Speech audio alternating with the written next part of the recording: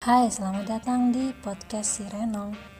Sebelum lanjut, jangan lupa like, subscribe, dan aktifkan lonceng notifikasi ya. Terima kasih.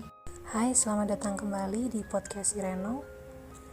Jadi, di episode kali ini, gue mau menceritakan kegundahan hati temen gue karena dia pengen menikah tapi trauma sama pernikahan abangnya.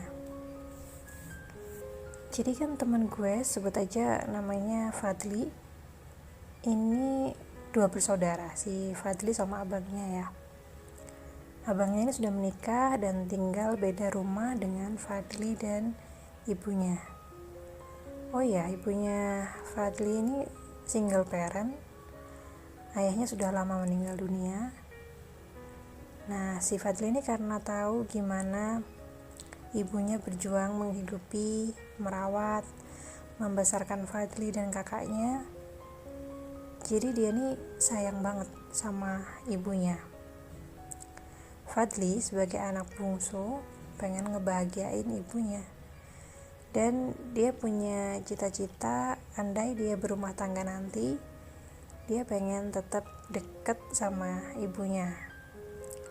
Entah itu Fadli dan istrinya tinggal di rumah sang ibu, atau mereka tinggal di tempat baru dan ibunya tinggal bersama mereka. Maksudnya Fadli dan istrinya. Selain pengen tetap dekat sama ibu, alasan lain adalah dia ini takut kejadian abangnya menimpa Fadli juga. Jadi dulu semua keluarga istri abangnya tuh gak akur sama keluarga Fadli. Bahkan Fadli pernah melihat sendiri gimana gak sopannya kakak iparnya alias istri abangnya ini terhadap ibunya. Tapi karena ibunya sabar, ya udah ibunya diem aja. Dan abangnya Fadli ini bukannya marahin istrinya, malah diem aja, nurut aja sama kelakuan istrinya yang barbar itu. Abangnya nih kayak gak ada harga dirinya di mata keluarga istrinya. Padahal abangnya nih kerja keras mati-matian buat keluarga istrinya, tapi malah gak dianggap. Gak tahu deh kenapa abangnya bisa kayak gitu. Nah, hal inilah yang membuat Fadli trauma. Takut kalau apa yang dialami abangnya ini terjadi lagi sama dia. Takut ibunya terluka lagi dan sebagainya. Terus dia tanya, pendapat lo gimana Nong? Ya gue gak nyalain Fadli dalam hal ini. Namanya anak, lihat ibunya yang disayang banget diperlakukan seperti itu sama orang lain kan pasti sakit. Dan dia berusaha semaksimal mungkin orang yang paling disayang itu nggak terluka lagi, gitu kan. Tapi kan kehidupan ini terus berjalan.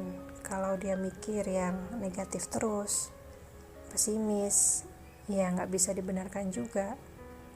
Nggak semua orang punya tabiat yang sama. Ya gimana caranya lo selektif pilih pasangan, terbuka, lo lihat keluarganya kayak gimana. Tahap itu pasti ada kan, mengenal pasangan, keluarga pasangan. Ya emang pelan-pelan, gak bisa baru kenal sebentar terus lo langsung ngambil kesimpulan, wah kok pasangan kayak gini ya, kok keluarganya kayak gini. Pasti kan ada prosesnya. Terus soal tinggal dengan ibu atau orang tua setelah menikah, misal lo pengen tinggal sama ibu, ya bicarakan juga sama pasangan. Seumpama nanti setelah menikah tinggal sama orang tua gimana, dengerin pendapat pasangan lo kayak gimana. Misal dia keberatan, ya kasih opsi lain. Misal beda rumah tapi gak jauh-jauh dari rumah ibu, biar bisa ngawasin dan nemenin ibu, bisa tetap berbakti sama orang tua tanpa mengganggu kenyamanan keluarga kecil lo nanti.